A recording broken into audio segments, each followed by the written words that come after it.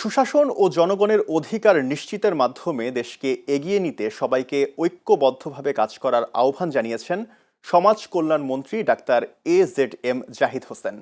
মঙ্গলবার বিকেলে দিনাজপুরের নবাবগঞ্জ উপজেলা পরিষদ হলরুমে আয়োজিত এক অনুষ্ঠানে প্রধান অতিথির বক্তব্যে তিনি কথা বলেন। তিনি বলেন, আগামীর বাংলাদেশ হবে বৈষম্যহীন, সুখী, সমৃদ্ধ ও গণতান্ত্রিক দেশ।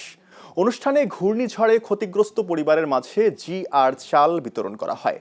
পাশাপাশি দুস্থ, অসহায়, প্রতিবন্ধী ও গৃহহীনদের মাঝে অনুদানের চেক এবং শিক্ষার্থীদের মাঝে আর্থিক সহায়তা প্রদান করা হয়। অনুষ্ঠানে উপস্থিত ছিলেন উপজেলা নির্বাহী অফিসার সাজিদ উল মাহমুদ এবং সহকারী পুলিশ সুপার হারেস উদ্দিন সহ অন্যান্যরা।